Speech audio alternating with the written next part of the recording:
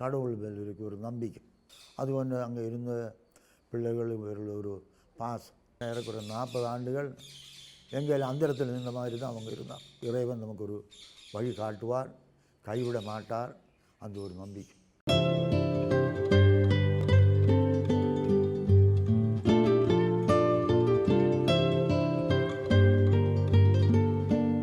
Father Xavier எனக்கு அவங்கள நான் நெருங்கி பண்ணின ஒரு காலம்.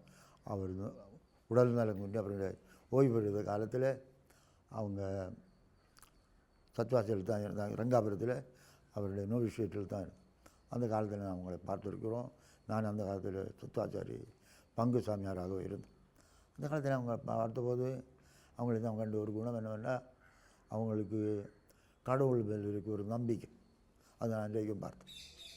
எல்லாம் கடவுள் நடத்துவார், கடவுள் செய்வார் என்ற ஒரு நம்பிக்கை. அவர் எப்போ பார்த்தாலும் அவங்க ஜபமாலை ஜபிச்சுட்டே இருப்பாங்க. அது மாதிரி ஜபமாலே ஒரு பக்தி, கடவுளில் ஆழ்ந்த ஒரு விசுவாசம். அது ஒன்று அங்கே இருந்த பிள்ளைகள் இவர்கள் ஒரு பாசம், அவர் இருந்த ஒரு அன்பு, அரவணைப்பு. நிறைய அநாத பிள்ளைங்கள் அந்த காலத்தில் அந்த அவங்கள சூழ்ந்திருந்தாங்க. அந்த அநாத பிள்ளைங்களுக்கு இன்னும் தன்னுடைய சொந்த பிள்ளைகளை போல் அவர் கவனித்த ஒரு சூழ்நிலையை தான் அவர் பார்த்துருக்கோம். அதுதான் அவர் நான் கண்ட ஒரு குணம்.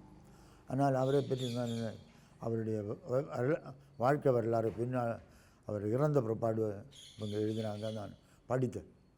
என்று அவங்க ஐசிஎம் சபையில் வந்த காலத்தை பற்றி எனக்கு தெரியும்.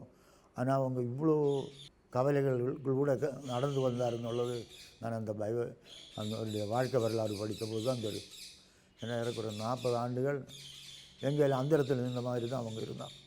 அந்தரத்தில் இருந்தால் ஆனால் நம்பிக்கையோடு வாழ்ந்தார்கள். ஒரு இறைவன் நமக்கு ஒரு வழி காட்டுவார், கைவிட மாட்டார், அந்த ஒரு நம்பிக்கை. ஏன்னா இல்லைன்னா அது நடந்திருக்கவே முடியாது. 40 ஆண்டுகள் அங்கே இல்லை இங்கே இல்லை.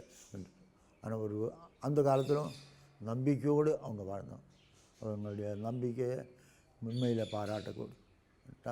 40 ஆண்டுகள் அவங்க மட்டுமல்ல, அவங்களுக்கு சிறந்த ஏறக்குறைய 40 துறவிகள் அவர்கள் எல்லாரையும் அந்த காலத்திலும் ஒருமைப்படுத்தி கொண்டு வந்த ஒரு திறமை அவருக்கு இருந்தது. நம்பிக்கை, ஒரு நாள் நமக்கு விடியல் ஏற்படும், அப்படி ஒரு நம்பிக்கை. அது அந்த பார்ப்போம். ஒரு சாதாரண மனிதனால் முடியாது. 1 வருடம் 2 வருடம் அவங்களை தாக்கு பிடிப்போம். 40 வருடம் அவங்க அந்த தாக்கு பிடிச்சி அவங்கள வழி நடத்தி வந்தாங்க. இன்றைக்கு அவங்க அன்றைக்கு ஒரு சின்ன மரமாக தந்த 4 சகோதரியை கொண்டு ஆரம்பித்தவர் இன்றைக்கி ஒரு ஆலமரமாக வளர்ந்துருக்கு. அது நிச்சயம் அவங்களுடைய அந்த ஆத்மீகமும் அவங்களுடைய செயலும் தான். ஜபம், அவங்க ஜபம்